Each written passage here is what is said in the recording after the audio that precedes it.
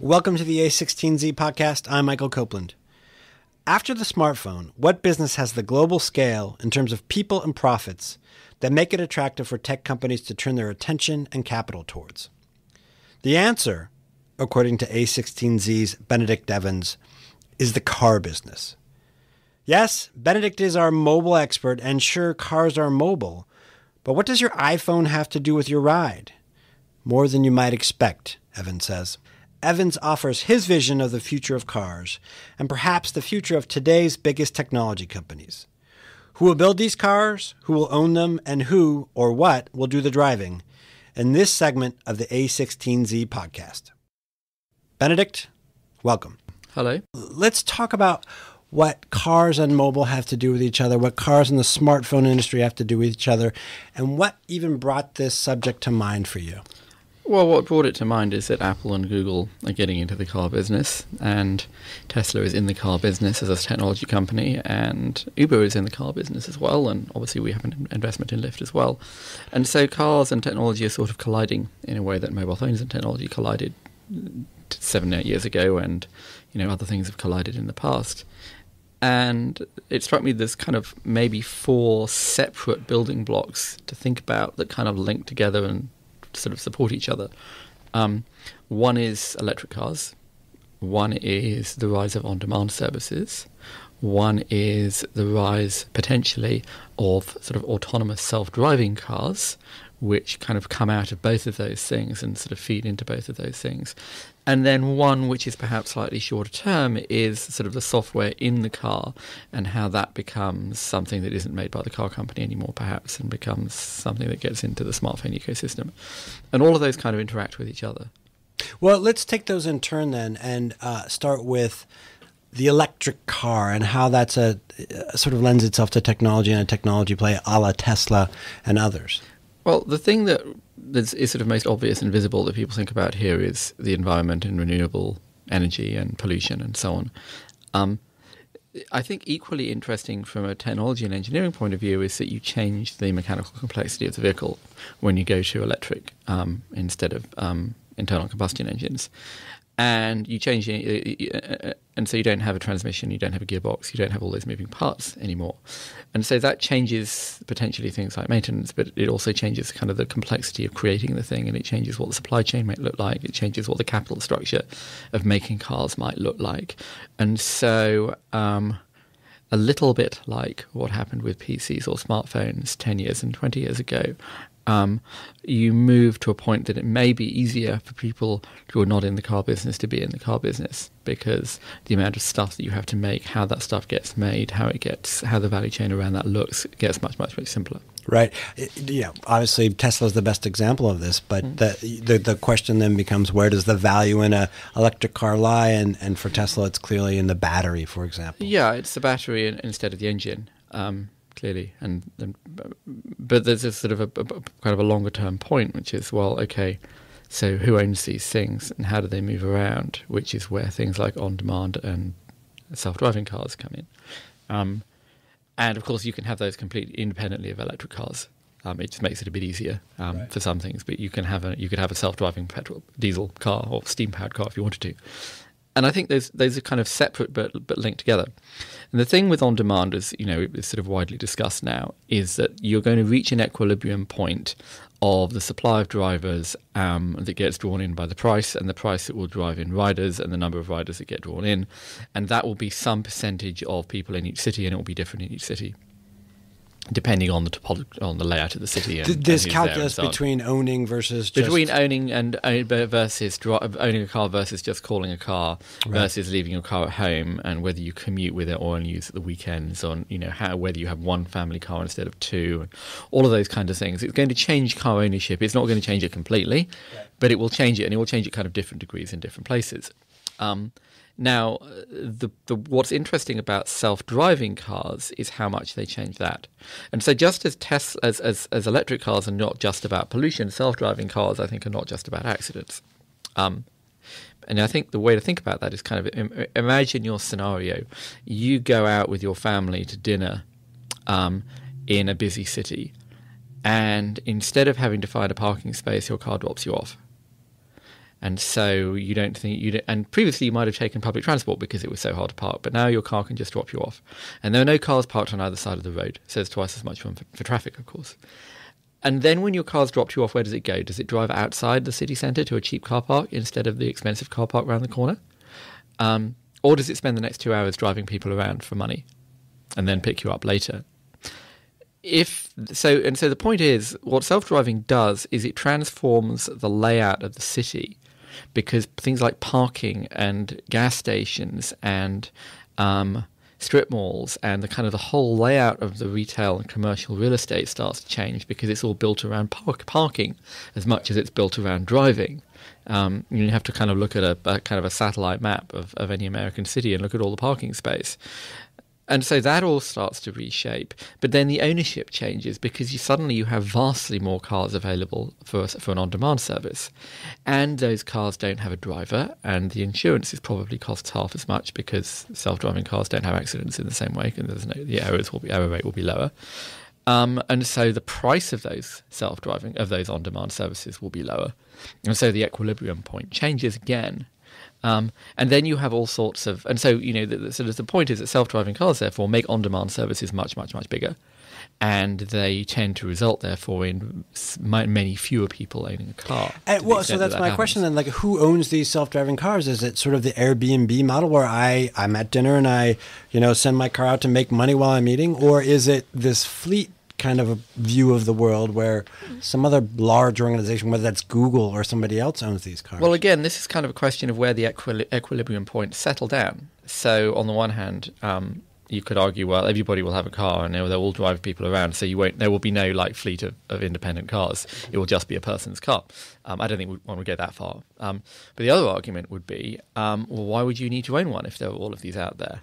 And of course, if everybody said that, then someone would have to buy a fleet of cars to service that. So there's a cycle in there somewhere. Now, the challenge in here is, if there is a fleet of on-demand self-driving cars, who buys them and how do they get bought? Well, right now, is it going to be an individual person who takes out a lease and sends their car out to earn money? It's obviously not going to be the driver, because there is no driver.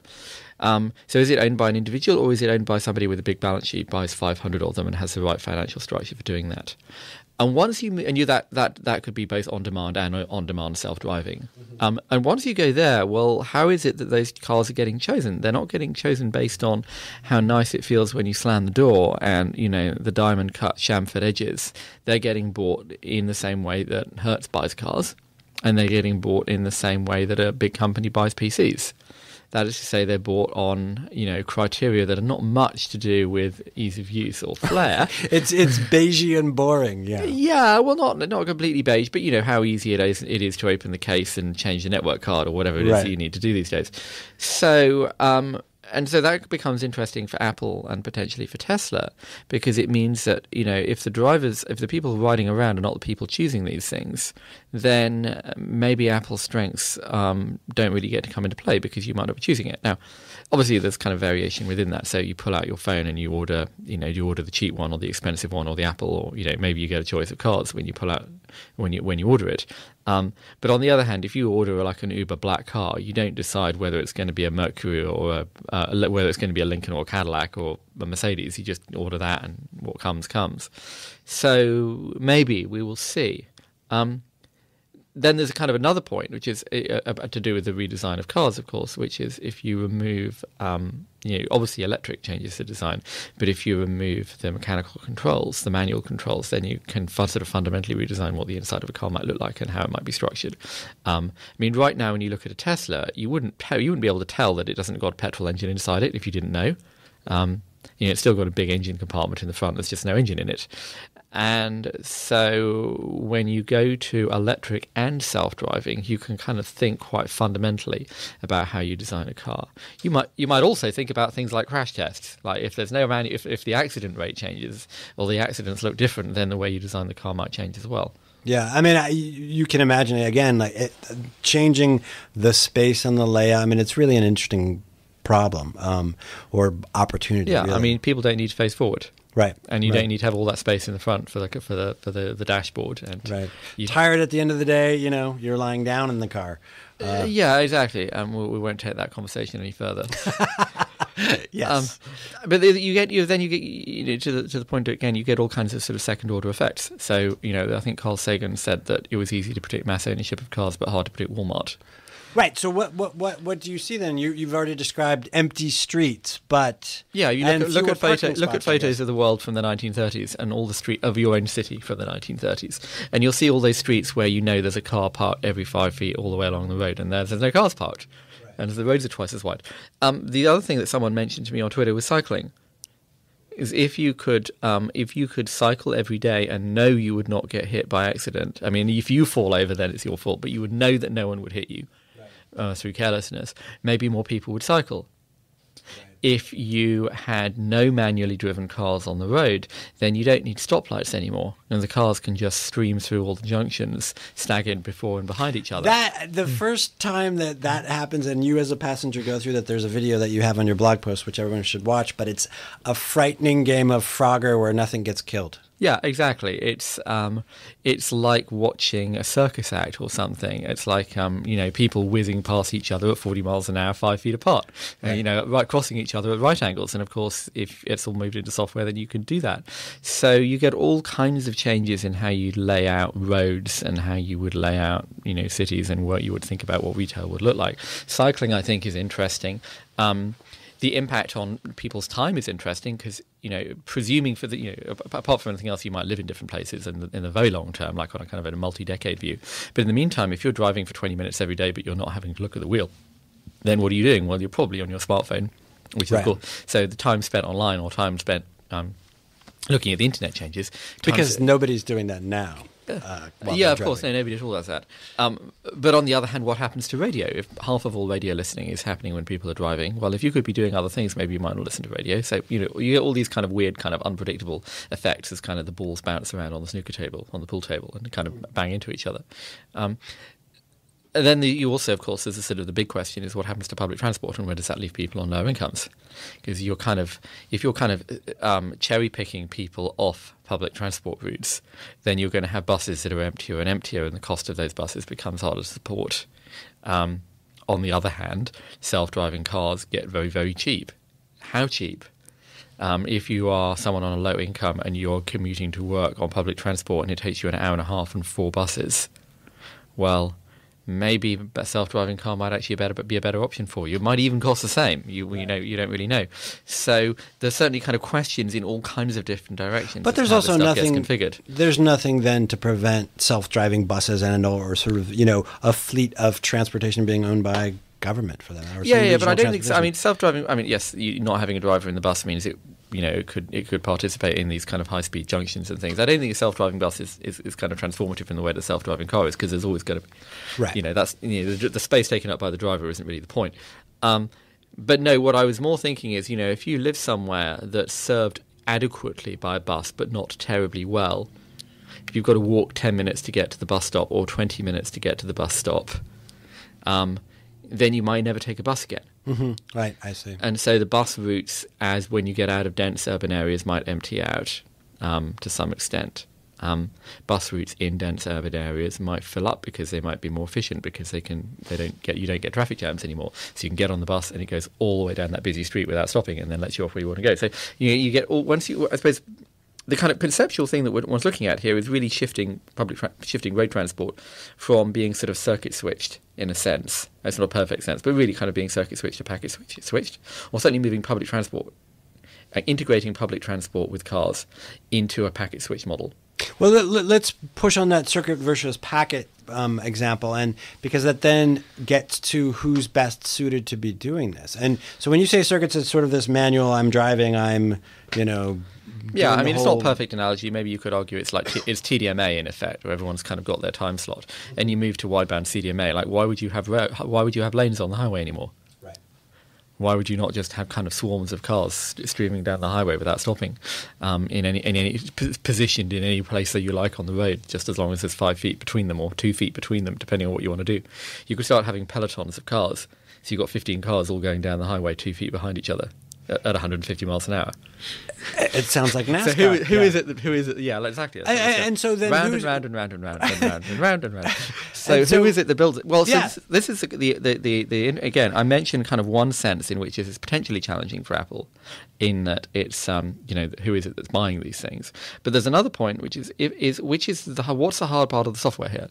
There is a hard part in the not hitting things, in actually the car itself. But then there is all the kind of the routing and the load balancing and the optimization and the pre-positioning of all the cars.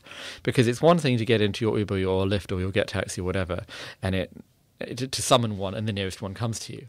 It's another one at kind of 5 a.m, all of those 150 or 500 or 1,000 automated self-driving cars leave their charging stations. Where should they be at 7 o'clock in the morning when people start summoning them? Right. Where should they be at 7:30? Where should they be at 11:06? And where do you move them? And which car do you send to take which person to which route? And what do they do on the way? And where do they go after that? And so that kind of mass positioning of hundreds or thousands of tens of thousands of vehicles in a city becomes an interesting challenge. Now, it may be that there will be some transformative breakthrough in self-driving cars, and that's the easy part, and the routing is hard. It may well be that the routing is the hard part over time.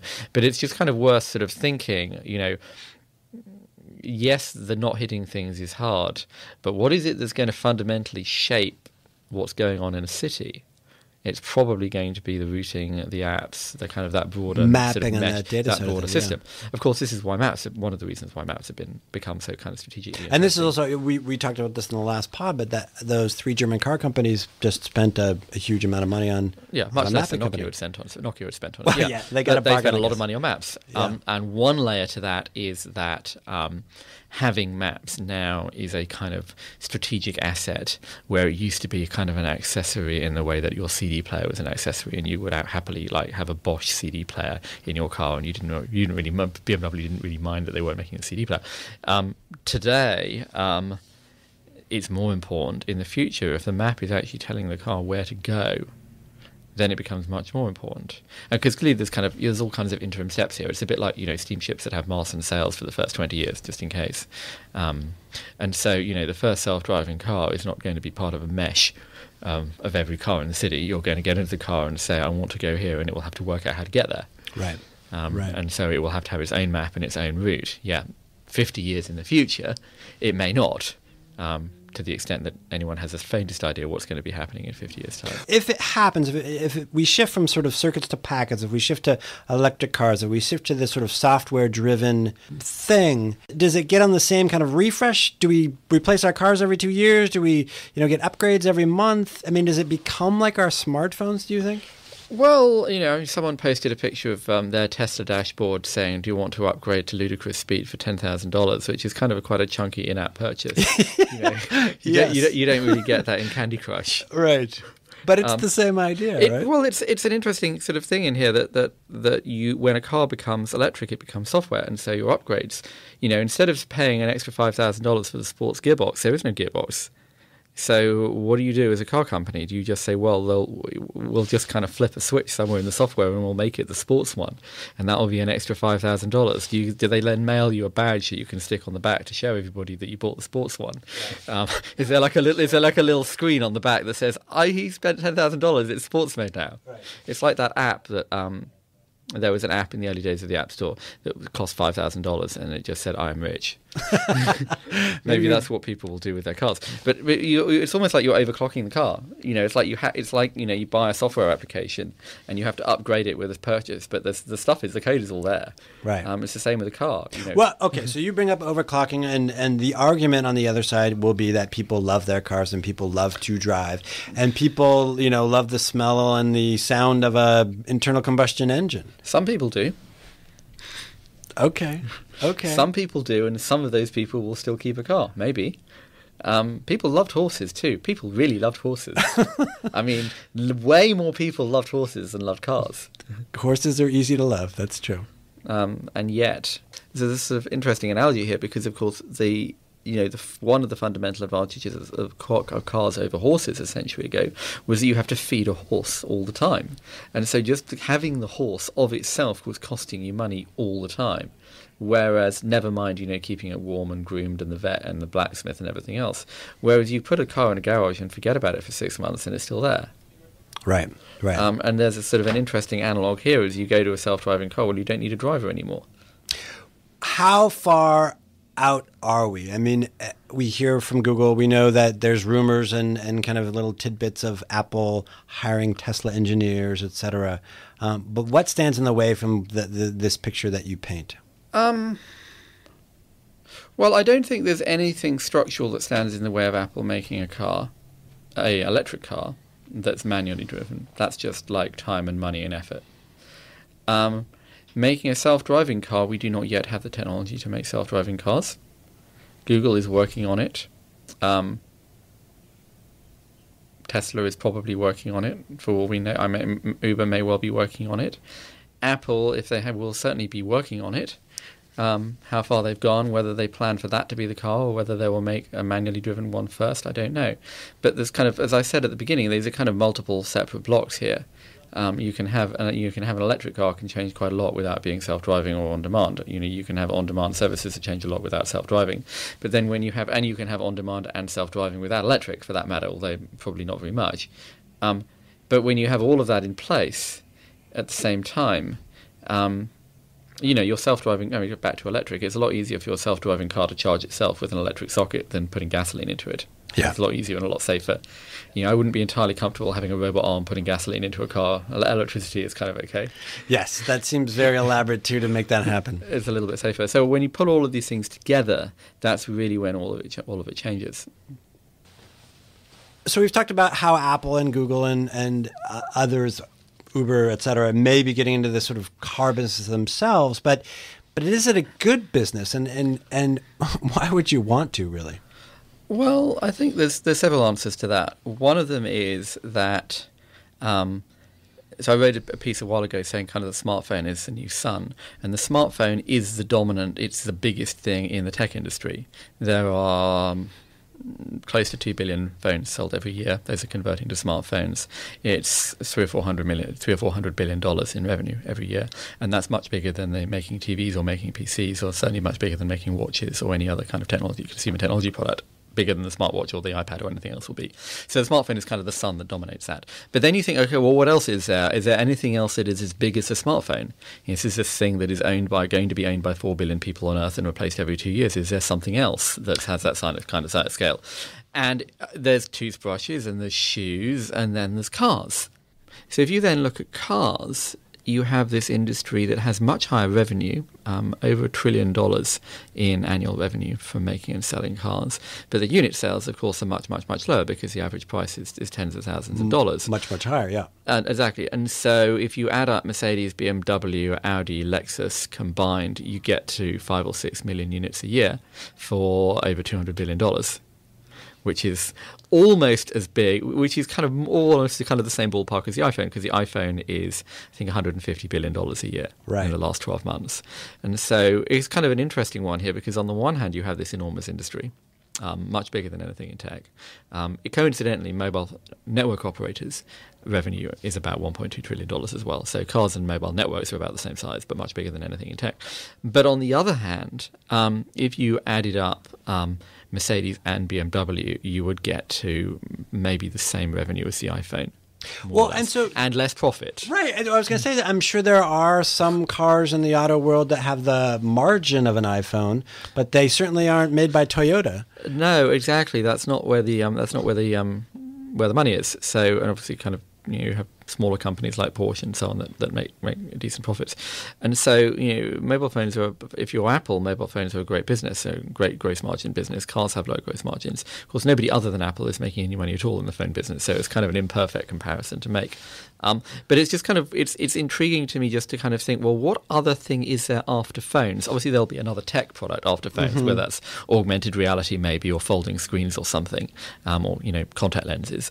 But what other thing is there that's as big? Because here is tech that just kind of eats up other industries. But Google by itself this year probably will have the same revenue as the newspaper industry, the same ad revenue as the newspaper industry. The entire global advertising industry is only $500 billion. Wow. Yeah, that puts it in perspective, yeah. So, and half of that's, a third of that is TV, and a third of that is internet, and a third of that is kind of other. So, there aren't many other things that are kind of as big as phones, and TV and cars are one of them. And so, when you combine that with all the stuff reasons I've said why kind of cars are going to become more of a technology product and are going to change a lot in the next few decades, that's kind of why it becomes interesting.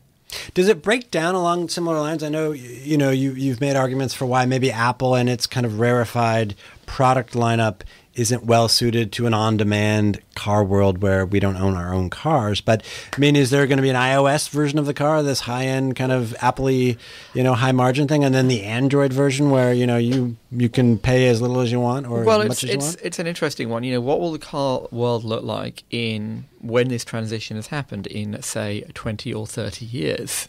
What will be the distribution of luxury, high-end, mid-range, low-end sports cars, supercars, limousines, and so on? What will that look like? What new kinds of vehicle will get created? There will be new vehicles created in the same way that, like, the people carrier has been created in our lifetime, or the pickup truck became this mass-market consumer product in our lifetimes.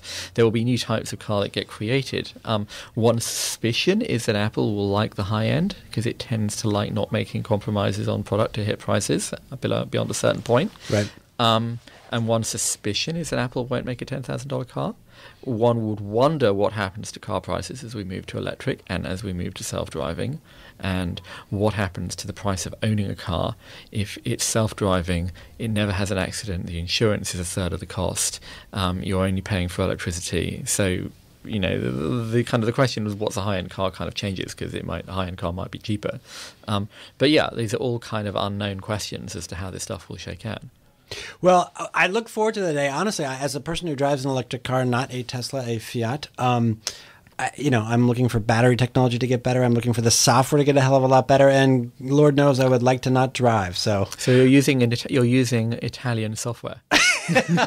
Well, made in Detroit, though. Yes. Which is worst? Yeah, believe me, the only thing that goes wrong with my car is the software. So I welcome the day that you describe, and hopefully sooner rather than later. Benedict, thank you. Thank you.